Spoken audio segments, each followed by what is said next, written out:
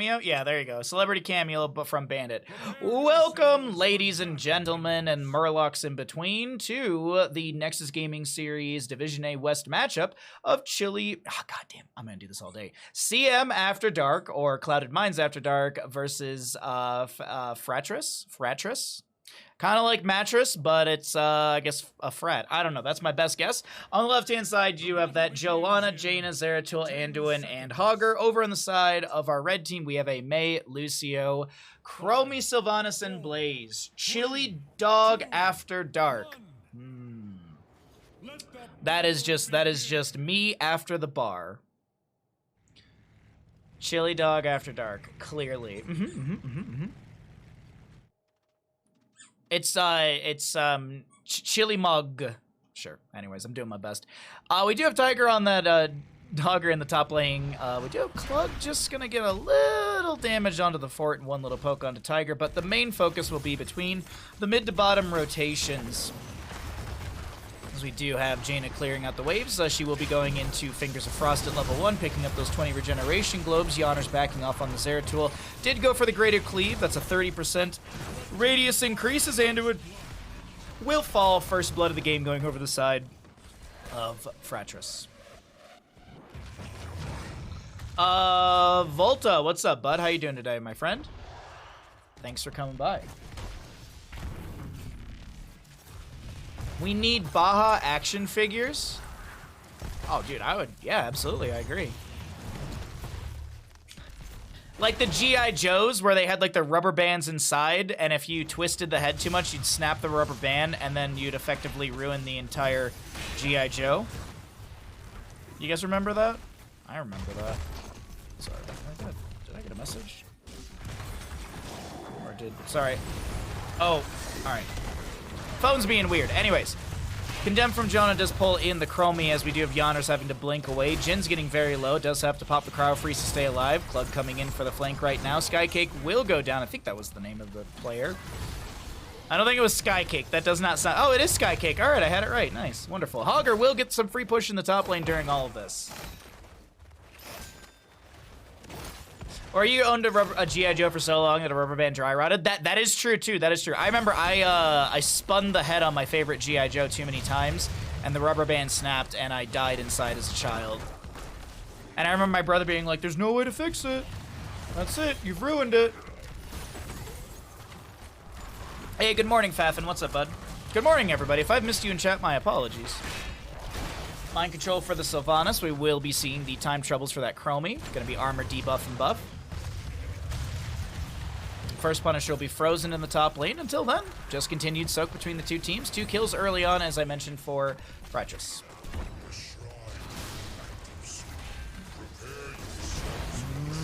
I was waiting to see if Sylvanas was going to actually step in. Yonner's getting a little bit low here. Does get chunked more by the Chromie. Still, actually, Aura taking a bit of damage as well from said Chromie, down to about 50% HP. But there's that Frozen Punisher top lane going to be coming up fairly soon.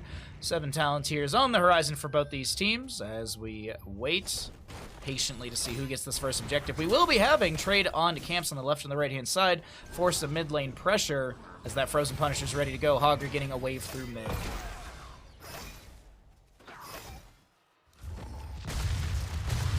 Wait, Hasbro now offers a real skin through the Pulse App. You can make a figure. You don't... Oh, really? I'm sure Google would be able to tell you that.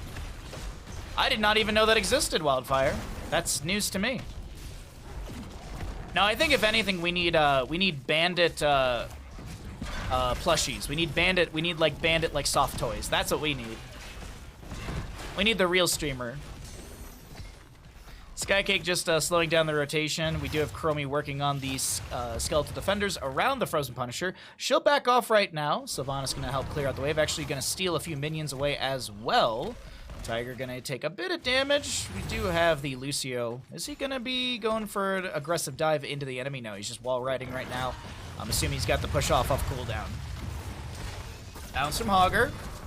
Does get him into the objective area, but I think he canceled it. Either he, I don't know, that was a pretty distant bounce, but he could have, I think he could have bounced into the objective phase. Either way, Tiger will back off on the Hogger, and Blaze will pop his adrenaline boost. Stimpak. And we'll finish out this objective phase. Shotgun Obashi, thank you for the tier 1 for 27 months. I will resend your alert when we get out of game.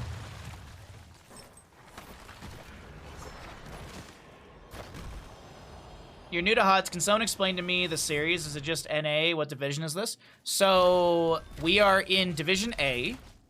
If you'd like to know the MMR breakdown for the different divisions in NGS, you can use exclamation NGS MMR. You can follow the hyperlink that Nightbot will give you, and that gives you the average MMR for the different divisions. Nexus Gaming Series is an NA-based grassroots, I guess you could say. It's NA-based Heroes the Storm, run by the community. There's Heroes Lounge, which is EU-based, but it is not limited to, like, the players are not limited to those regions. Like, if my hours work better for Heroes Lounge, I could go play in Heroes Lounge if I wanted to. I'm not limited. The only limitation is that you have to play on their servers. So, like, a EU player would have to play on NA servers for Nexus Gaming Series, and vice versa for Heroes Lounge. There's no prize pool. It's all just fun, competitive grassroots. Bragging rights, all that good stuff. But it's also a gigantic community. You know, a lot of people in the divisions know each other. As you shift in between divisions, whether you go up or down based on your the skill of your team, you also get to meet new people and stuff like that. So it's a good way to grow as a team, to grow as someone within Heroes of Storm, and you also get to know the community. And you don't have to be that involved. You could show up for your match, and that's it. Or you could be super involved and do some of the NGS events that they do, like the NGS Combine. I believe they've done some ARAM tournaments in the past. They've also done some other little tournaments here and there in between seasons. So yeah, I think that's the good way to run it down really quickly.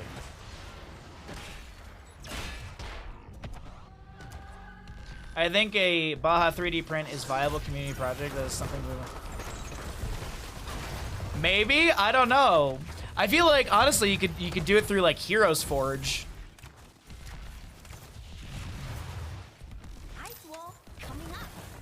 Bahamut stream brought to you by Dentisticks. No, I need my stream to be sponsored by Greenies. Realistically, by Corsair. That's probably the most realistic out of all of them. Bless Shield from the Joanna. That will be Chromie going down. First kill for the side of CM After Dark as Lucio gets a push off. Speeds away, and Sylvanas already mounted, able to back away as well. Chastise has the level 4 Piercing Light and has 4 stacks currently, so that's 4%.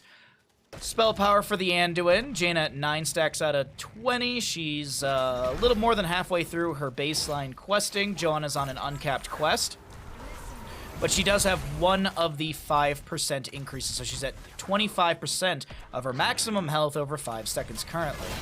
As the 10 talent tiers are at the top of the screen, we'll cycle through the other numbers. There's a shockwave from the Hogger, a big bounce through the enemy as well. Bunker down coming out from the Blaze.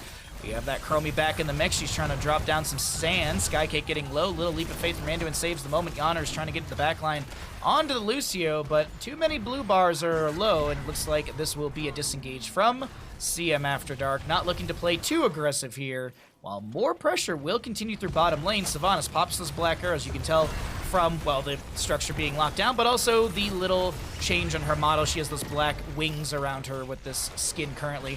Oh, the skins kind of changed that, but it's about relatively the same animation style wise. Bless Shield right into the face of the Mei. Sylvanas will go down. Jin should fall as well. Hogger to go down here, so it's a 2-for-1 in favor for the side of CM After Dark, as Arcade Punish will be next in mid lane. We do have some pinks for the camp in the top right. Do I have an Amazon wishlist? Can we order bandit treats? I need to make an Amazon wishlist, but there is the P.O. box. I need to make a list for sure. I used to have one, but I don't know what I did with the link and stuff.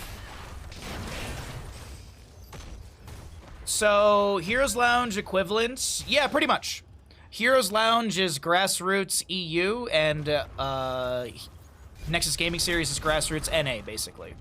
That's the easiest way to split it. But of course, as I mentioned, there's no, like, gatekeeping. If let's say a person from the UK wanted to play an NGS, they can obviously do that. Yeah, that's true, Wildfire. That's very true. I will have to add it to my to-do list of things. I tried to figure out how to make it so tier 2 and 3 gifted subs would get the correct alert, but there's literally no way to actually set that up, so If tier 2s and 3s ever get gifted, I just have to find an old alert and just re-trigger that. Bounce from the Hogger. Temporal Loop will not be cleansed from that bounce. Tiger will be traded for the Mei. Jet Propulsion does connect onto the Anduin, who throws out a Chastise. Goes right through the Void Prism of the Zeratul as he jumps in, but a nice timeout from Chromie buys her some time as well. Hogger dead for 17, Mei dead for 13. Blaze on the objective as we have a top lane push coming in. Things are looking rough to the side of CM After Dark. A lot of good push potential consistently coming out from Fratres.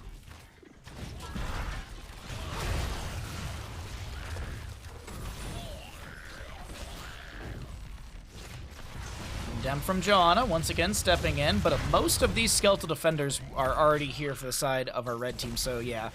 CM After Dark, they'll clear out top, they'll get some soak in bottom, and this will be defense through mid.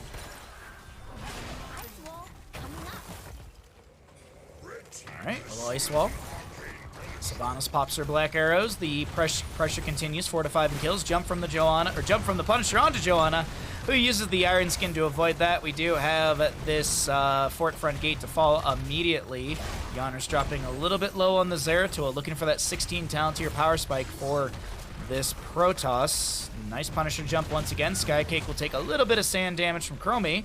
Mid lane fort to fall. Punisher just now dropping to about 50%. As Hogger looks for a bounce out, he finds one good bounce off the wall right next to Blaze. No Jet Propulsion. Shockwave thrown back into Chromie. Temporal Loop still onto the Hogger. He gets pulled back in and will be going down. Mid lane Punisher still getting some value. The expectation is going to be keep front gate, maybe?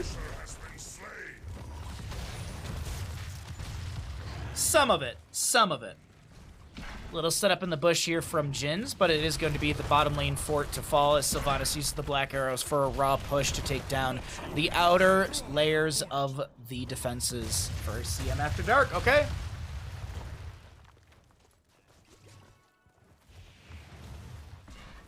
Treats are toys, but honestly, money for bandits, share of rent, and utilities is good too. That is true. That is very true.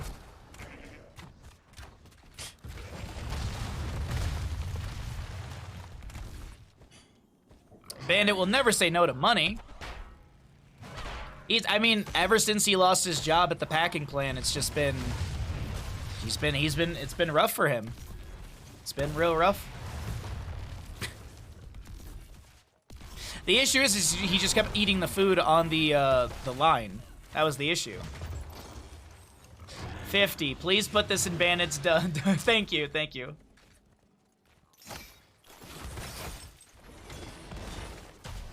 What about the Caretaker? Be something? I don't know.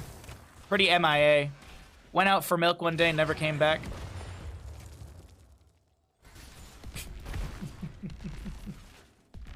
Jaina's done with her Fingers of Frost. She's almost done with her Ice Block as well for the baseline. She'll have the Frostbite done in Castermath amount of numbers. I was like, oh, let's do... Ooh. Mind Control, Ice Wall, Ring of Frost. There was a Void Prison in there as well. Probably a Shockwave, I'm sure of it, from Hogger. Bless Shield was used in there, but Chromie buys some time with the timeout. She's going to recover some HP. Jet Propulsion right into the face of Zeratul. Chromie will go down. Trade Chromie for Zeratul. Hogger with a bounce through the enemy team. Jin's trying to back away. Kronos looking for an angle, but decides to back off with the rest of the team. It's a trade, and that'll be the end of it.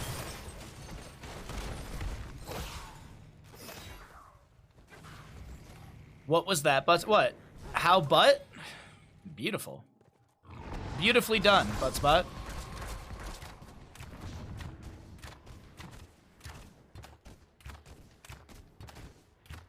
Pew. Meanwhile, the camp grab is in top right. While the camp is being grabbed in the top right, there we go. We will be seeing the catapult arriving towards the keep in top lane. This is going to be 418 damage into structures currently. Mortar Punisher is next. If this is won by the side of Fratres, they could be looking to knock on the core, maybe even take it down. But we'll see what happens here. It's 18 apiece, 5 to 7 in our kills.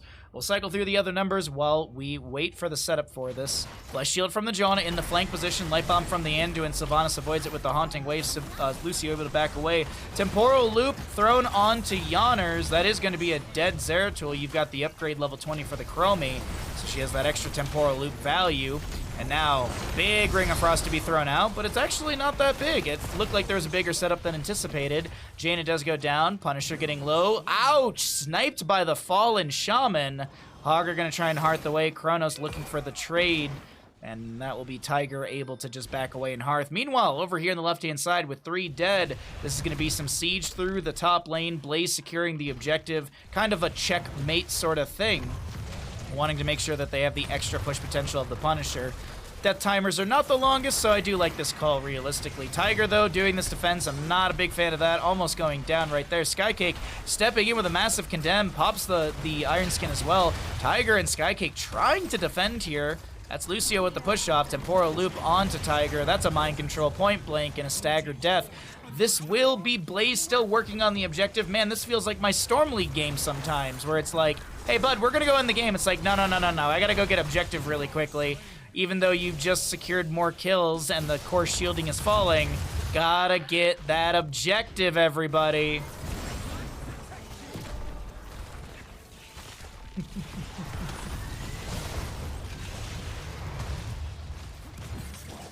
Time stop onto Chromie. She's still gonna fall. The Punisher won't even get to the core by the time it falls, I feel.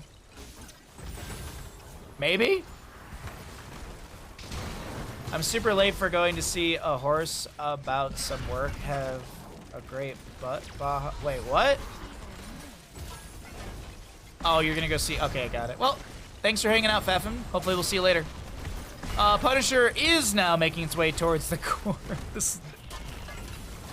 This feels like such a long end to a guaranteed win. But either way, this is going to be Punisher on core. I don't think there's much to be stopped right here. And this will be map number 1 in our first best of 3 of the day, going over to the side of Fratres. GG. Well played.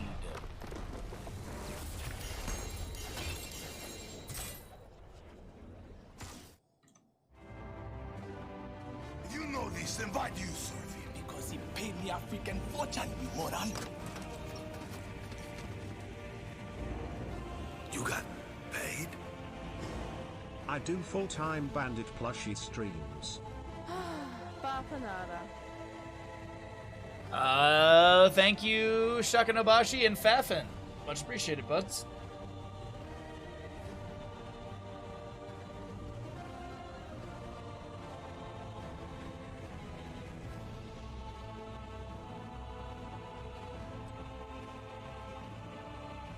You got paid? Was that a new alert? We've had that one for a little bit. The newest alert is the tier 2 sub. The newest alert that we made was the tier 2 sub. That Zangief emote or alert. We've had that for a couple weeks, but it's not like set to trigger all the time. Much like the Prime Gaming alert that we have from the secret Prime Gaming alert we have that triggers every so often as well. Tier 2 is impeccable, dude. I honestly think I have the best tier 2 and 3 alerts on Twitch, period. Fact, period. End of statement. If you don't believe me, trigger it.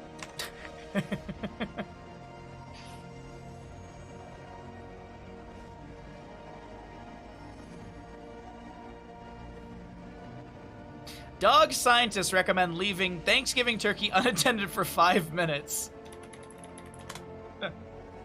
Oh, God, that's funny.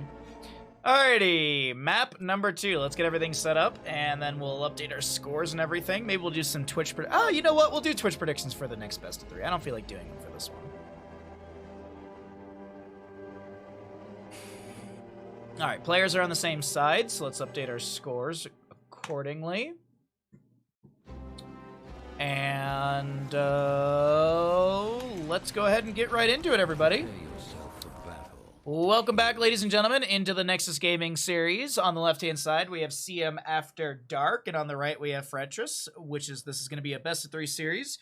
We're heading into Towers of Doom, map number 2. And on the left-hand side for CM After Dark, they've got the Sonya, Nubarak, Maiev, Sylvanas, and Brightwing. Over on the side of our red team, looking to close things out in a quick 2-0, we'll be seeing a Dahaka, Lucio, Kira, Falstead, and ETC. 5, 4, 3, 2, One. Fight. Some very important immediate pings right there. I wonder what Fratres is doing. Are they going to look for like a wraparound flank into mid lane?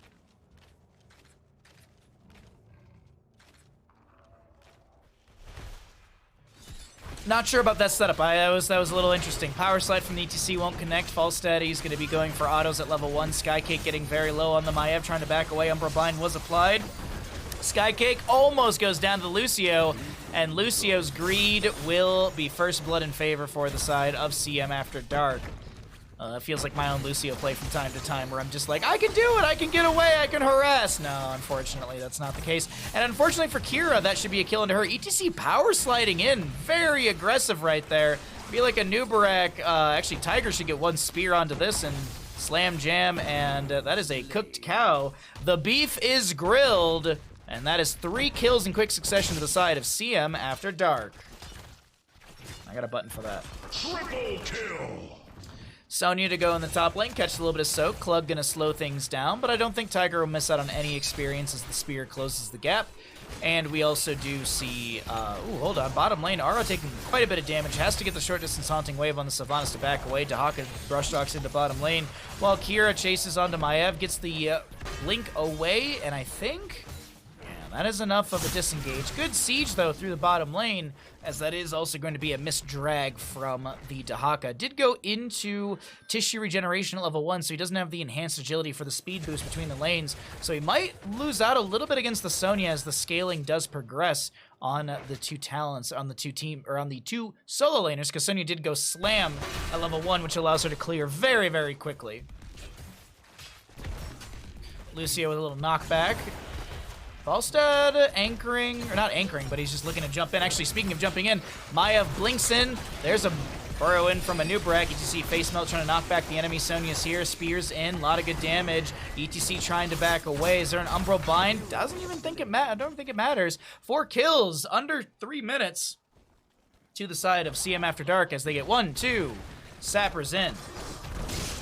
Still 3 to go. Sylvanas does have her Might of the Banshee Queen, so that does increase the value of these sappers as well. They deal increased damage because of that Might of the Banshee Queen on their explosion, and that is a bottom lane fort to fall very quickly. I gotta say, CM After Dark, this is, at least seemingly to me right now, this is their map where they just jive on.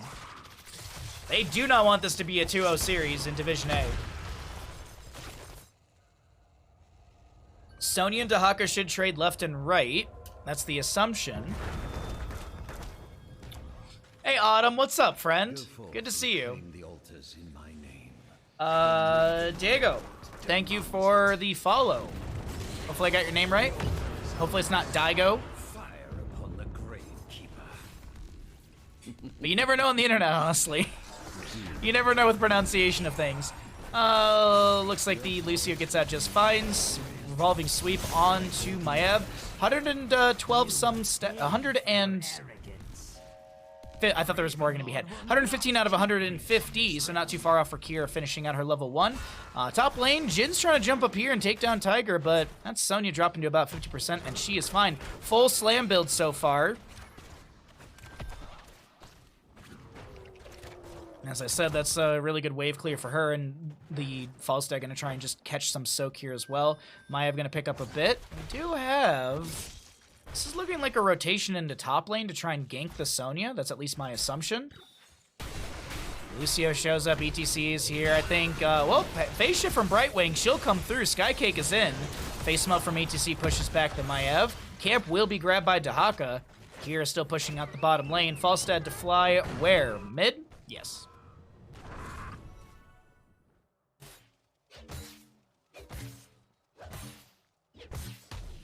So bottom lane still being held by CM After Dark. Aura to grab a camp on their own. Should be easy to do. Poison Spear from the Sonya. This is the Sonya build I like to go. I mean, I think you can, obviously, there's still like Shot of Fury and War Paint and everything. You can still take it at level 1 and 4, but I love Slam 1 and 4, Spear at 7. You go Leap, so you basically, you Leap, Spear, Slam, Auto, kill target. Your burst ability as a Sonya it really, really skyrockets with the Poison Spear, because it's 100% additional damage over 6 seconds. Either way, the fight continues. Boss is available. Revolving sweep from the Kira. We do have Sonya to die on the right-hand side. That is the trade, though, of course, if not taking Shot of Fury and all those other safety tools, I guess you could call them. The survivability of Sonya does drop a little bit. 3 sappers do go back into bottom lane, and 4 shots into the Raven Lord's core.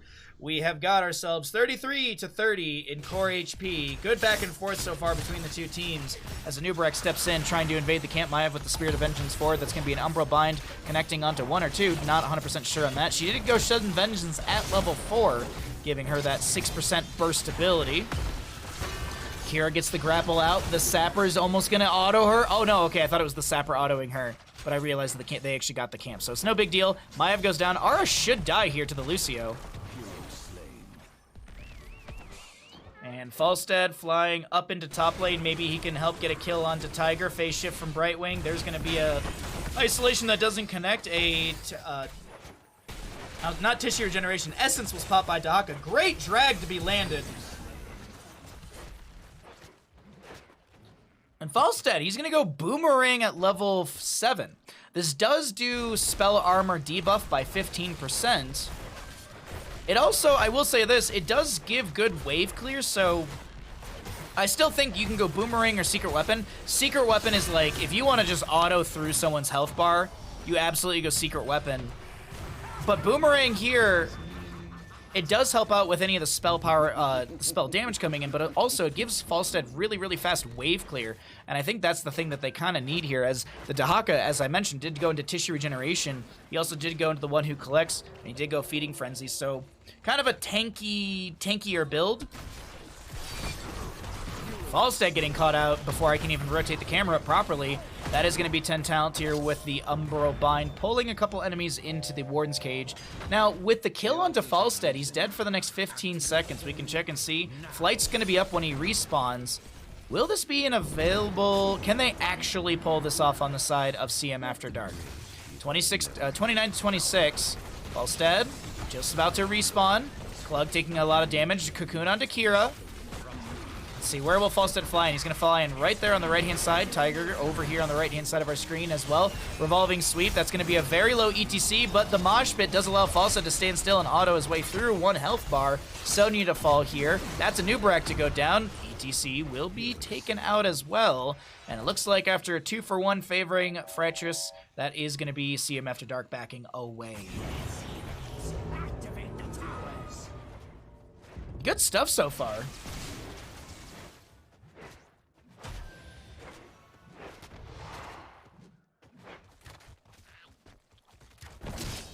Whew.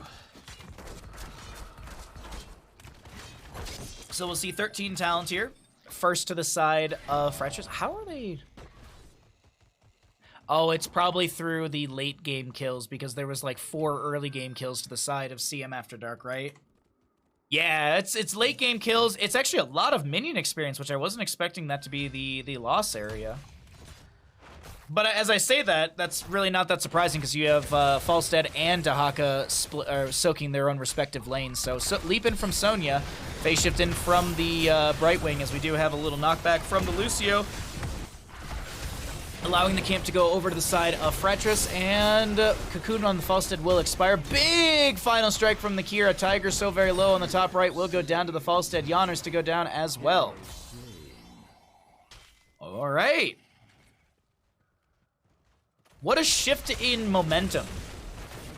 A massive shift in momentum between the two teams from early game into this mid to late game right now, as we're seeing just constant kills in favor for the side of our red side. And Jins will soak up the top lane.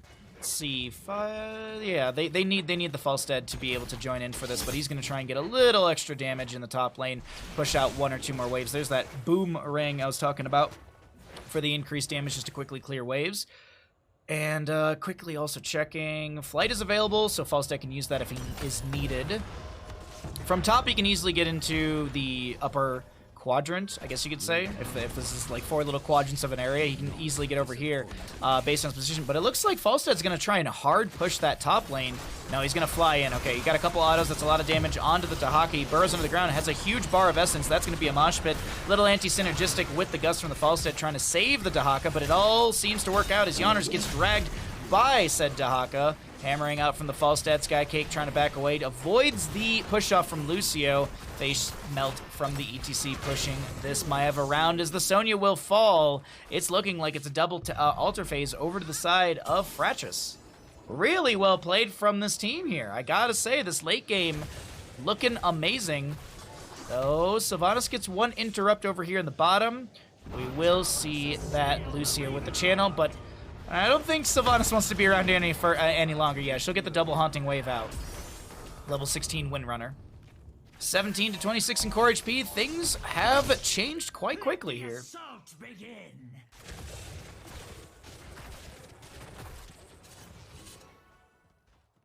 Definitely like what we're seeing thus far, though. Camp on the left-hand side. There will be a Warden's Cage. A phase shift in from Brightwing. Chase onto the ETC from Aura with the double haunting wave. That Windrunner. High five from Lucio to make sure that ETC can back away. Also getting a little HP. Dahaka still set up in the bush. Skycake pulling the camp over to the top left. And my apologies, Sonya does go down to the Falstad in top lane. That 1v1 not working out too well right there as Klug does step in. No Sonya, so it's a bit of an offset fight. Nice final strike. Cocoon onto the Lucio. Was there an isolation just used? I feel like there was, actually. It was, but I don't think it was when I noticed it. I think it was a drag. The drag animation and the isolation animation can kind of look the same in a team fight, with just the way that Dahaka's body shifts around. Boss will be laughing, meaning he's respawned on the map, and 1, 2, 3 sappers going through bottom lane. Falstad claims the top. Moves into mid lane with the flight. Really good utilization of flight from Jins in this map right here. Really liking how the Falstad players utilized flight consistently to be in good spots. Great gust as well. It's a 60-second cooldown, so it's not that big of a burn. Leap in from Sonya connects onto the Falstad. Lucio with a high five. ETC with a fantastic Maj. Wailing Arrow does interrupt that though.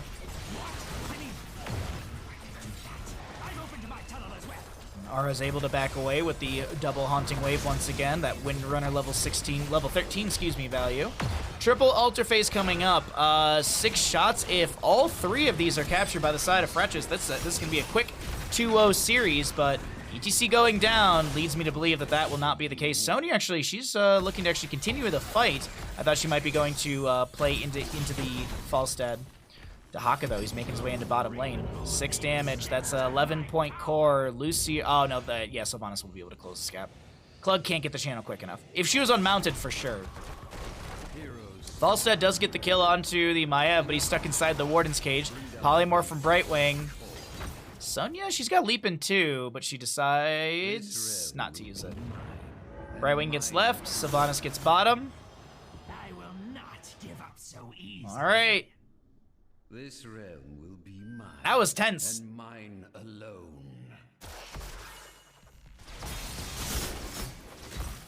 So Anubarak wants to clear up bottom as quickly as possible. Sonya for top, and in mid lane they want the barrage to start. They should get black arrows from Sylvanas. They'll get like 1 shot guaranteed. Doubtful on 2, because the initial fire is once it fires, it'll fire again once the connection's made. Later on, it does speed up, but either way, 10 to 22 in core HP. Man, oh man. You show me the beginning of this game, and then you fast forward to this point, I would be telling you that this is a completely different matchup. A lot of pings on the map, a lot of pings. This map is too scary. I'm very sorry. It is hot. It is October. It is spooky season, so you know we gotta cast those spooky maps. Dahaka brush shocks into the backline. Boss is fully leashed a couple times so that he jumps back to that full HP. Isolation onto the Maiev. That's a lot of good damage. Leaping from Tiger doesn't connect. Skycake getting very low. Pops the vault of the ward, but doesn't vault a Warden away. Sure. ETC out of the cocoon. Wailing Arrow from Sylvanas. Falstad looking for the flight. He's looking for the gust. He's going to land it onto Tiger and someone else. Mosh Pit connects onto the Anubarak and the Sonya. And that'll be more kills over to the side of Fratres, who will guarantee the boss right here. No? I think they could have done it, honestly. They could have, I think they could have done it.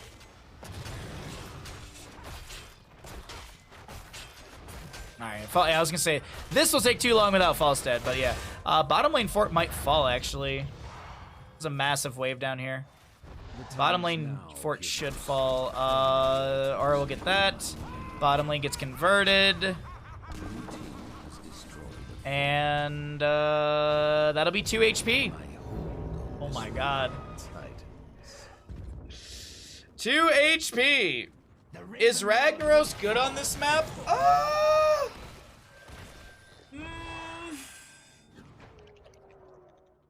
Kinda, not really. I would say it's a weaker map for him. It's shorter lanes because you don't have forts and keeps. You don't have the longer lanes, so you don't have as much minion experience. So Lava Wave isn't as valuable. But, like, Ragnaros with Sulfur's Smash, like, I think it could be pretty good. Like, I think Ragnaros in a core 4, his wave clear's pretty good. His anti-siege, his siege is pretty good. So I would say, like, if you were going to play... Wow, what a great Gus from Falstead. If you're going to play Ragnaros and you're going to play him in the 4-man with, like... If you're going to play him, like, hammer build in the 4-man with Sulfur's Smash, I think it'd be good. But if you were to play him in, like, a macro sense with Lava Wave and stuff, I just feel like he's a lot more lackluster on a map like this because of it being so much smaller lane-wise. Because go look at, like Cursed Hollow. Like, when you drop a Lava Wave, you're getting that experience. Magic damage gets you... If the last hit is magic damage, then you get the experience. That was a change that actually happened after Ragnaros was released. Old Ragnaros, if you popped Lava Wave, you didn't get the experience from the lane, actually. So they changed that. It was super weird. It was super weird how the interaction was working. Either way. Oh, there's a dead body on the ground right there. So, yeah, that's my 2 cents. I like a larger map like Cursed Hollow, Infernal Shrines, Warhead Junction. These are all great maps for Ragnaros with Lava Wave and stuff like that. Towers of Doom, you can definitely play him. I just think you gotta go more of kind of like a PvP build. That's my thoughts. That's just my thoughts on it. That's the way I would approach it. I'm not saying I'm right completely by any means. It's just, as I look at the game as my job, that's how I would look at it. If Alora was in chat, she would really be able to break it down for us. Mid lane, there's a little bit of a fight happening here. Oh, Kier getting caught out of position. That's a rough spot right there. 2 to 17 in core HP. When is boss up? Boss is up in 2.5 minutes. Molten Core is good for stalling. I absolutely agree with you on that. I absolutely agree with you. Come back? Hey, it's Towers of Doom. It's anyone's map, honestly. Gus from Falstead. Wind Tunnel doesn't get the angle he's looking for. Bottom lane is like a slip. Oh my god. How much HP is that actually? 20. 20 HP on the bottom lane keep. Keep checking boss timing. 2 minutes on that. Sonya grabs a little bit of soak in top lane. Mid lane being cleared out. Burrow charge from a Nubarek. Yeah, they're really trying to pressure back the enemy and hold these bell towers as long as they possibly can. Sonya finds a tower and some damage onto the gate. The next objective phase will be double altar in the center and bottom portion of the map. Falstad and friends looking to reconvert bottom lane. If he had secret weapon, he could poke at that keep. I'm just saying. He could throw secret weapon from like here and it would hit keep.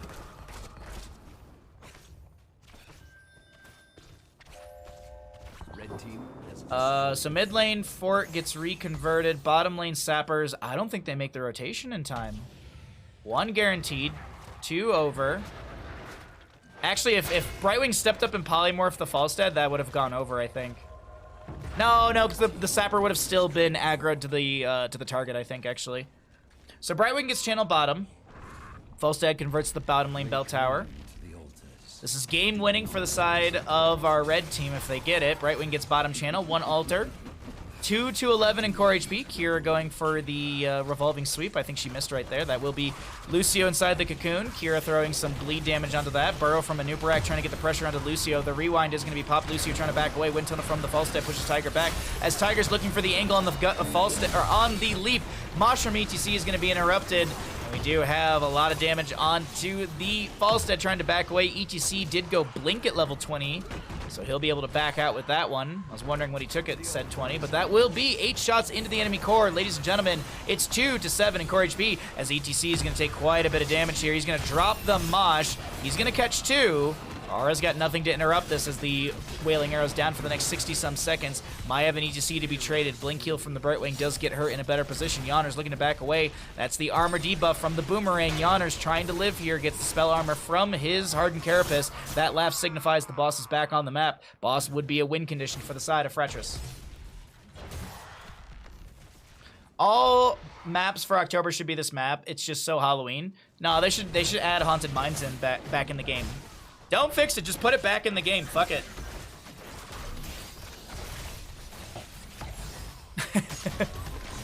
Could you imagine?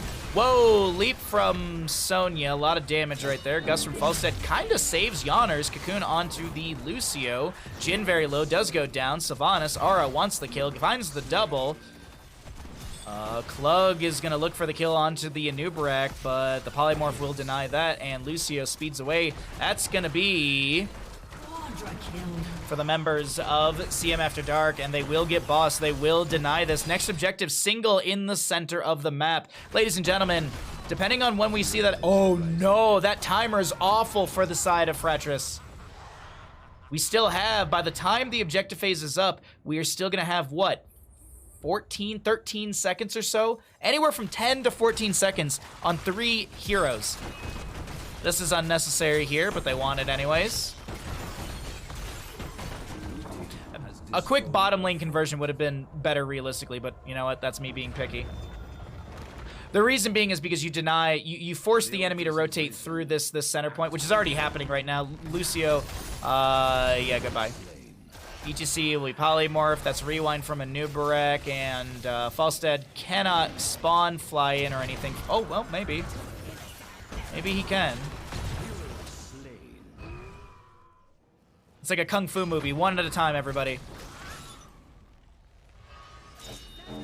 Final Strike does speed up the Cocoon being cleared out. That's an Umbro Bind, a Wind Tunnel. Falstead stays... Nope, he doesn't. They are fighting for this. They are fighting for this. Such a great map, I agree. Like, anyone's working on fixing a map in this game, well, yeah, that's the joke. GG over to CM After Dark. They take the map here in our first best of 3 of the day, and we head to map number 3. GG. Well played.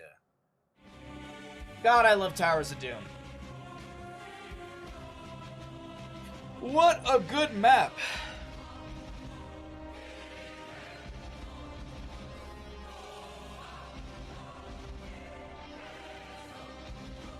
How often do you get 2 comebacks in the same game? Oh, dude, not like this. This is a fantastic series. I'm glad we got this one today.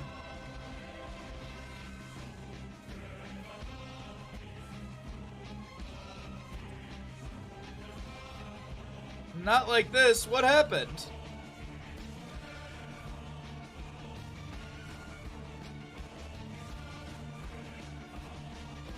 Ooh.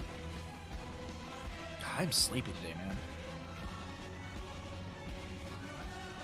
Like, I feel like I slept enough, but I definitely don't feel like I slept enough.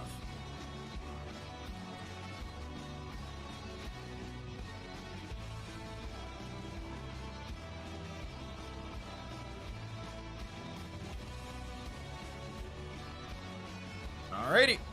Let's go ahead and bring it on back to Bandit and I, and we can get into map number 3. What a fantastic series to start out the day, everybody. What a fantastic series. Alright, there's that. Ooh, okay, that's not a bad map to end our series on. Nice, nice. Players are on the same sides. Good drafts to be had all around.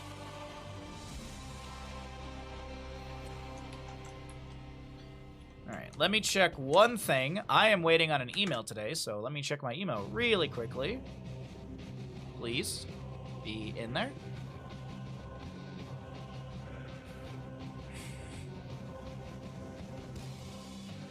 Boo Earns. I took off work for a dental appointment, then woke up to a flat tire. Glad I have to I have you to improve this day. I am very sorry to hear that, Wildfire. That's awful. That is very, very... I'm sorry to hear that. Did someone slash your tire? Do we have to go murder someone?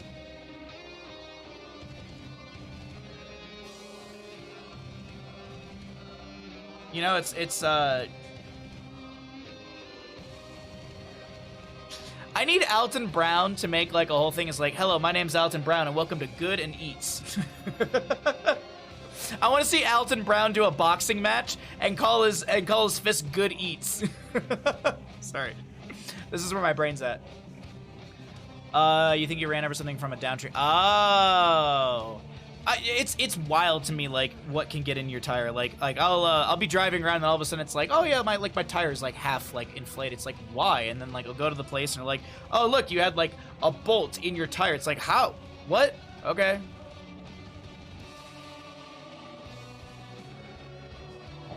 From what I've been told on my 2008 Subaru that I bought in 2008, or I leased and then bought,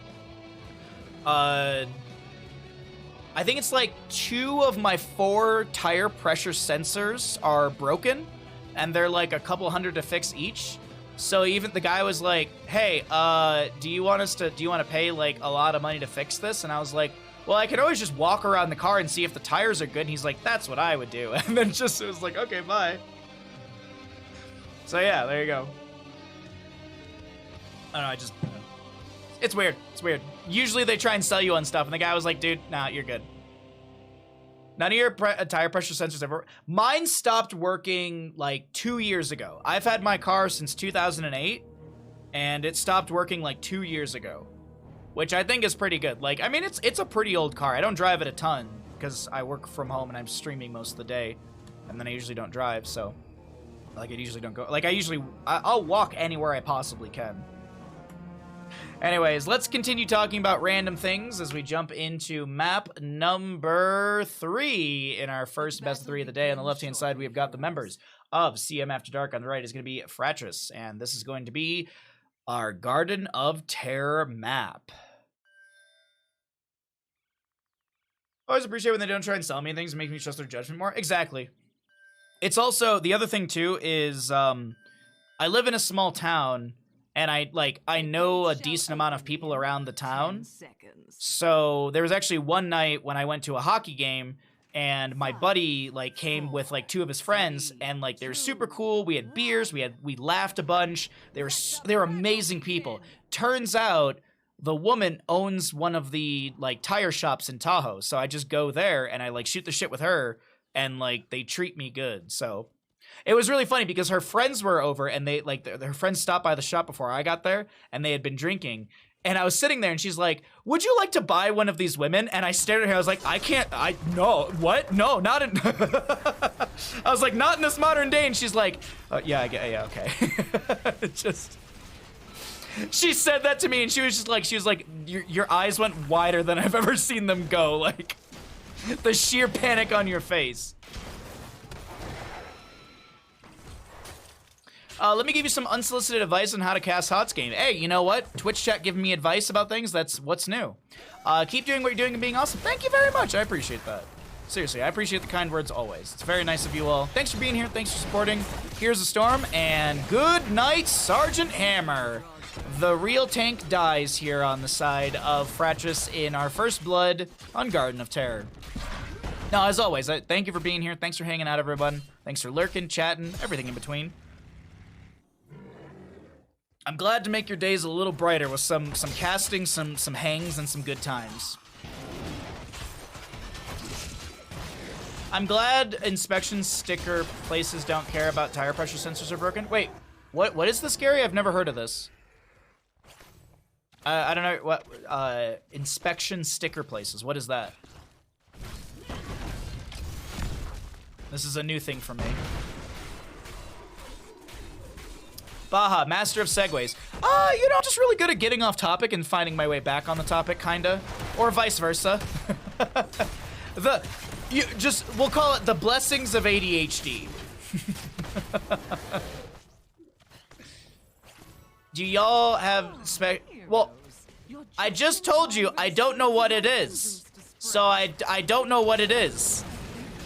That's like when someone says, I've never seen this movie, and you go, you've never seen that movie? It's like, yes, I just said I'd never seen the movie.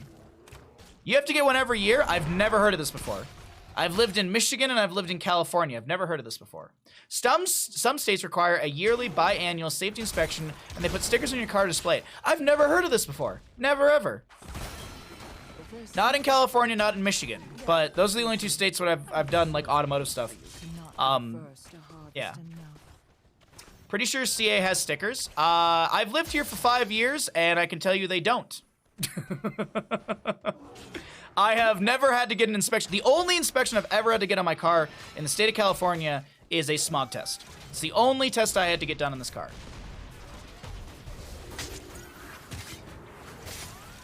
I've lived in California for almost 6 years. I do not have to get stickers. You have to get a smog test every like 10 years or something like that for your car. That one I know about. You have to get a smog test, but you don't get a sticker. They literally just approve you or deny you, and then you have to take it to the DMV.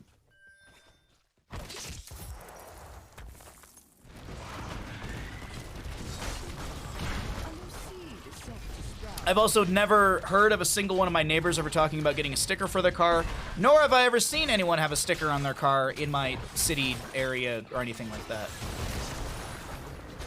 So either it's county, or maybe it's not state to state. I don't know.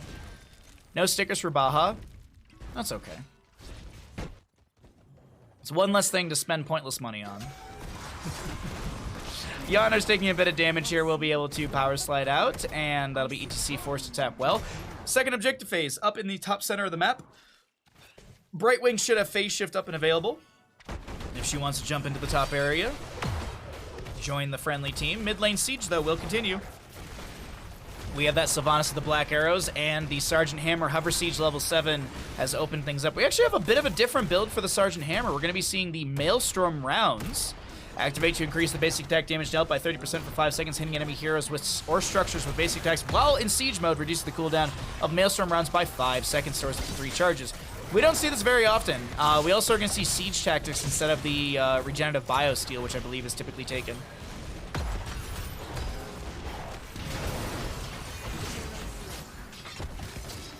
Google says in California most inspections are concerned solely with whether... Okay. I don't know why you're I'm so confused. It's just like, I'm sitting here telling you as a resident of California one thing, and people are still Googling it and being like, well, I don't know, Bahamut.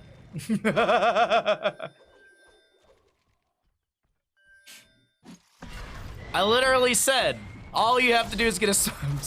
Oh, Twitch chat, why are you like this? You gave me the answer, but I still Googled it. Can't even trust me anymore. I haven't steered you wrong. Some do it as a registration process. Yeah, like even when I registered my car in the state of California, I didn't have to do any sort of safety inspection of my car. I just had to do smog test, and that was it. Oh, either way, 10-10. Oh, Maev with the interrupt. Still on our second objective phase of the game. We'll cycle through the other numbers as well. ETC power sliding around. That's a leap in from Sonya. ETC drops the Mosh. Though Sylvanas was bursted down too quickly. Jaina with a little bit of a blizzard on top of Kronos over here. Aura will be interrupted. Maev comes in. There's going to be the self-cleanse with the Neosteel coating? Neosteel plating? I always forget. Mid lane Siege Giants will continue to. Well, they do their best, they siege. Napalm Strike, Bunker, Avalanche. We haven't been seeing a lot of Avalanche lately. A lot more Avalanche lately from our maze. Ooh, that's the angle. Ah, she's a little too... She wasn't quick enough for that one. And Tiger's going to be able to back away. A little dismount from Klug on the Blaze. Meanwhile, over here on the bottom right of our map, we are going to see a potential invade under the camp. Will Sylvanas and Rhaegar be able to... Nope, they're just going to back away and respect this. I like the call. Phase shift from Brightwing does have the peekaboo. Scouts out a little bit. ETC pushes up the bottom lane, tanking a little bit of damage. When does Neo Steel become old-timey Steel? When Tychus fixes the jukebox from Wings of Liberty, and the sock hop begins to play. There's actually a local, there's like a local corner store where there's a guy who, he always plays sock hop music in the store.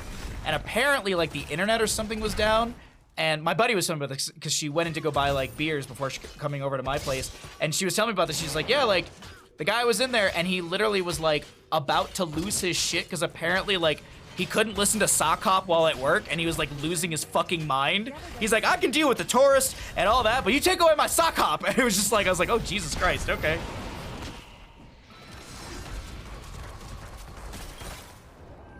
Good answer, you're welcome, yeah. He's a great guy. It's actually Siege Tactics. Is Neo Steel Plating is the name of the ability. I always flip those two.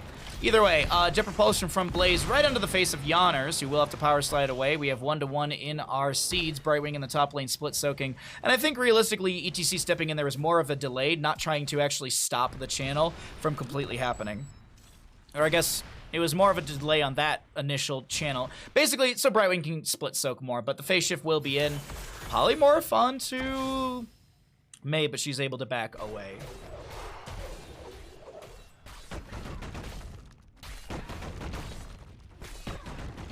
It's always such a weird like experience. Like if you drink at the bar next to the corner store, like you'll be in the bar and there's like modern-ish music playing, and then like you go into the local corner store and it's just sock hop.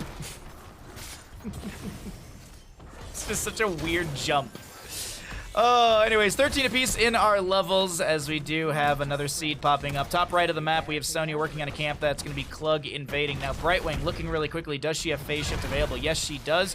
Will she use it? That's a bunker down from Blaze. Phase shift in from the Brightwing. Klug gets back inside the bunker. He's going to look to back away over here as there will be a polymorph to slow him down. Leap in from Sonya, but the Jet Propulsion is a weird interaction right there. It looks like the... it didn't catch, but either way, that's going to be a double camp for top lane. We do have Jaina rotating up from the bottom. Nice utilization of the Warden's Cage. Stops the Blaze from getting any sort of Jet Propulsion connection with that, but that's a very deep May. She'll pop the Cryo Freeze. That's a lot of surrounding coming out. Nice power slide through. Moshpit from ETC on a 62-second cooldown. Ring of Frost from Jaina stopped by the Siege Tactics of Sergeant Hammer's level 4. Seed over here on the right-hand side still up and available. Camp to be cleared out in top lane by the Sylvanas. And this is going to be Rhaegar going down. 2 for none. That's a nice Jet Propulsion from Klug to delay things out, but the assumption is that it will be 2 out of 3 seeds to the side of CM after dark. By the way, it's not this weekend, but the following weekend is going to be Heroes International. I was just looking at the Wikipedia, and we can look at it after this game, but I believe the matches start at 8 a.m. PDT. I believe the matches start at 8 a.m. PDT. So, yeah, Friday's going to be a long stream day if everything is... We'll look at the bracket after this, but if the bracket is correct on the times... We got a long weekend we got a long 3 days of casting if we're allowed to cast. I'm pretty sure we're allowed to cast. Like when I was doing some of the initial like qualifier stuff, like some of the admins and stuff were in Twitch chat and I was mentioning it, and I think the game plan they were mentioning was that they want to have a clean feed. We'll see if I can just get into a lobby. That'd be the best, but we'll see. Super exciting. It's almost time already. I know, Mac, man. I'm excited about this. Like, I may not be working the event or going to Miami, but I'm excited for the LAN. I'm excited for the players. I'm excited for the community. Like, would I love to work a LAN? Would I like to, you know, get paid to go and do all that stuff? Absolutely. But am I happy that the Heroes of Storm community, they get to have this and the players get to have this as a prize pool? Absolutely. Like, don't forget your casting safety sticker. Well, I need to get approved by the state of California first. Actually, I need to get approved by the state of by the state of Florida, which is no big deal because like you could just walk in there with like a single shoe on and they'd be like, all right, yeah, you got one shoe on, and we'll serve you. This is pretty normal for Florida. Naked Man trying to get a safety sticker? Sure, yeah. Leap out from Sony as a disengage. Tiger will get the phase shift from the Brightwing. Power slide from ETC. There's a Warden's Cage from Maiev. As we do have the Mosh Pit dropped on top of that Mei. I was wondering if the Warden's Cage was going to pull her back in, but kind of just perfectly played there from the side of CM After Dark. They have the 16 talent tier advantage. They've got the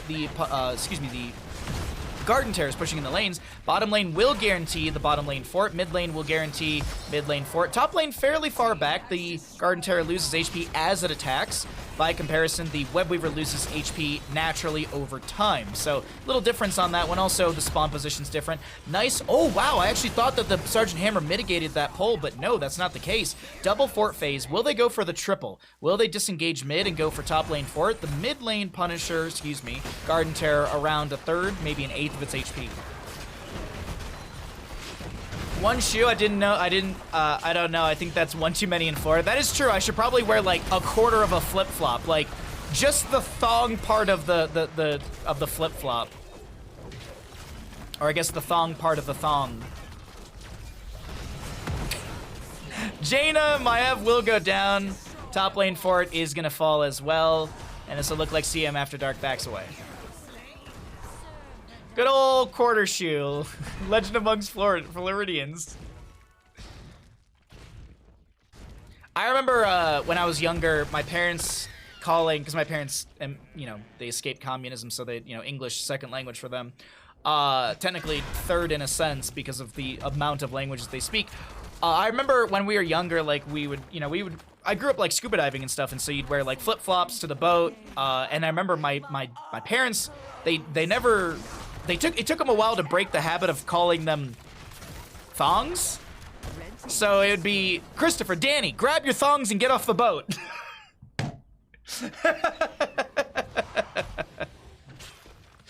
Oh, the looks that we used to get.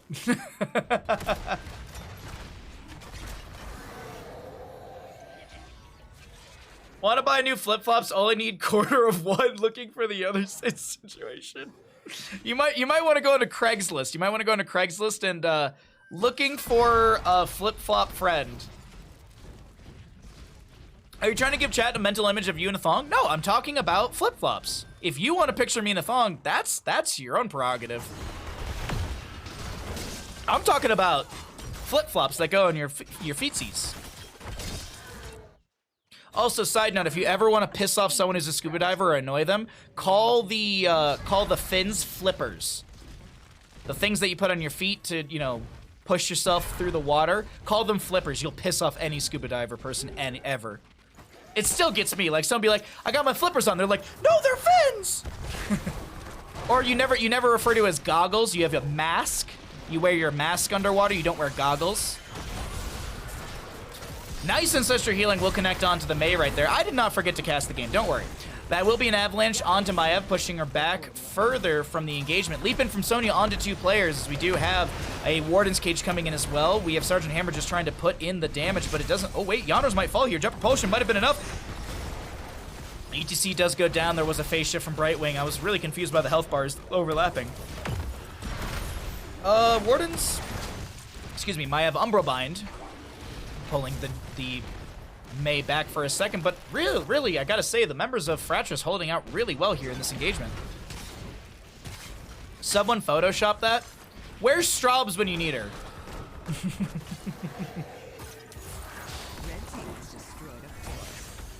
Skycake trying to back away. We do have a seed available. I actually kind of like, if Fratres is doing this on purpose, I like if they're pushing up their waves, because as I had mentioned, the Garden Terror spawns up as far as your furthest minion wave. So like right now, Garden Terror will spawn up to the keep front gate here, and all the way back over here in this bottom lane, because that's as far as the wave is.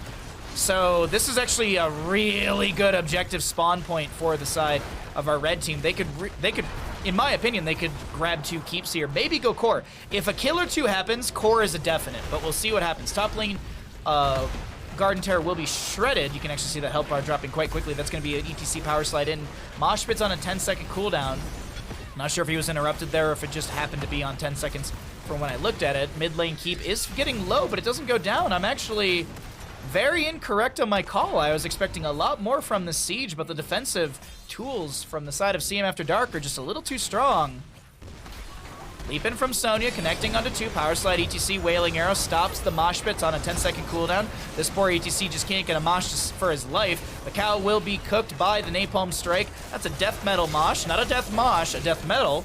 And May pops the Cryo Freeze. Did she go for the 20? She did, and that was actually Flash Freeze triggered, and then she popped the Cryo Freeze to heal up again. Really well played from the Mei player right now. Jin's doing a great job on this Mei here as the Sylvanas pops the Black Arrows, and mid lane keep might be confirmed. I'm gonna stop. I'm mistyping everything today. No, don't apologize. I can read what you're saying. I do my best to never ever make anyone feel bad for mistyping things, because I misspell things all the time. Phonetics are my best friend.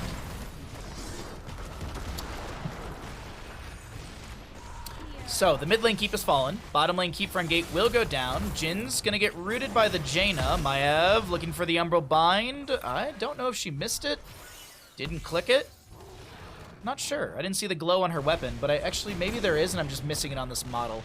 Either way, Sergeant Hammer still doing Sergeant Hammer things in the bottom lane. Yep, there's the siege tactics from Sergeant Hammer, so she doesn't get pulled in. And a Boostio out. Camp to be grabbed over here, maybe? Alright. Napalm Strike for the dismount. Sergeant Hammer is going to be Ultra Capacitors at level 20, hitting enemy heroes with basic attacks while in siege mode, grants 10% attack speed for 5 seconds up to 60%. This ability, Ultra Capacitors, is absolutely... it just shreds. And then Maelstrom Weapons is really synergistic with that as well, so nice. Nicely played so far from Fratres, but CM After Dark, they're not out of this either. A good team fight for either side. This could be game. Death timers are long. Soon you will have another seed. Neither team will be able to get the objective phase, or neither team will be able to get a Garden Terror. One team could get a seed here as we see some more pings for a camp in the top area. Blaze down, or drops the bunker. Pyromania as well, Polymorph. That's Brightwing just chasing in. Jin's. Is there an avalanche to save the moment? ETC and Brightwing are consumed by that, and still that is the Blaze to fall. Punisher, Polymorph onto Mei. Mei's just trying to get out of here. ETC has to back off. He does have the death metal, keep that in mind. If he does die, he wants to be in a position for that to be utilized. But a double kill to the side of CM After Dark. What do they do with this? Looks like Punisher will hearth back for full mana. Jaina, Maiev, grab the camp. Wow, that was a hearth phase shift. Punisher only got like half a bar of mana from that reset. I feel like they could have waited. I feel like it could have been waited. But either way, they want this mid lane siege. They want to take the keep. They want to equalize the catapult pressure through mid and set up a win condition potential. Skykick going in deep, gets the pull onto the Sergeant Hammer Polymorph as well. No kill. 17 on the Blaze, 23 on the Mei. Another seed to pop up in the top center of the map, and it seems like CM After Dark, that will be their call. No, they're going to go bottom. Today I learned a poly boosting Sergeant Hammer still keeps the booster animation. Yet, Probius gets sneezed on when he hits Z, and he's on a 30-some second cooldown. I honestly, I know we're never going to get a patch in this game. I mean, I say never, but we're probably not going to get a patch for years, if at that. And the one thing that I wish that was in this game is I wish that Probius didn't lose his speed boost when he took damage, because I feel like that is... not only does that make the character even... it just feels bad to play Probius in that right. It just feels so bad to play Probius in that right.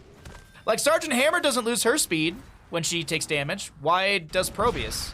That's weird to me. Maybe that's a StarCraft thing that I don't know about, but I don't think there's any sort of upgrade like that on probes. Not to my knowledge. It just feels like a weird decision. Oh, that was a really... oh, that was mostly uncontested. I think Jaina tried to get one stall with an Ice Lance, but it didn't work out. Tiger with some spins. Mei coming in. 22 apiece. That's going to be 13 to 10 in our kills. Wailing Arrow, that's a lot of damage onto Tiger. Mosh Pit from the ETC, not connecting onto anyone. Jin's trying to back away, pops the Cryo Freeze, gets the Ancestral. Keep in mind the Flash Freeze should be available. That will be the Farseer's Blessing triggered as well. Next seed going to be bottom left of the map as top lane will be cleared out.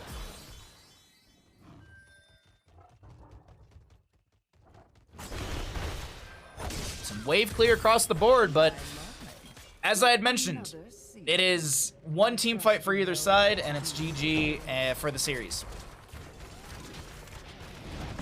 Power slide. Is there a mosh pit? Not for 83 seconds. Oh, that's the flash freeze getting triggered onto Jins, who's going to be able to back away. There's the cryo freeze, the activatable. Yonners goes down. Death metal onto the Mei. Look at that. She's barely inside of it. Look at that little bit of that reticle, or that little bit of circle. So jet propulsion from Klug does connect. Tiger is getting blinded. We have the Rhaegar going in as well. Ice block from the Jaina buys a moment here. Umbro bind from Mei. Maya. This is such a split fight. Sergeant Hammer just working her way up the bottom lane. Keep does go down. The seed is left, and I think this is it, ladies and gentlemen. Sergeant Hammer confirms the kill into Maev, and that will be our first best 3 of the day, going over to the side of Fratres.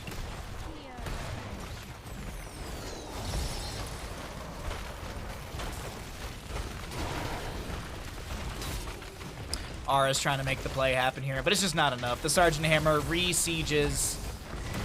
And you can see now with Siege Giants arriving, catapults as well. The polymorph onto Blaze. Oh, Blaze, you're polymorphed. You're a giant plant. I guess kind of a tiny little plant. Either way, GG, well played.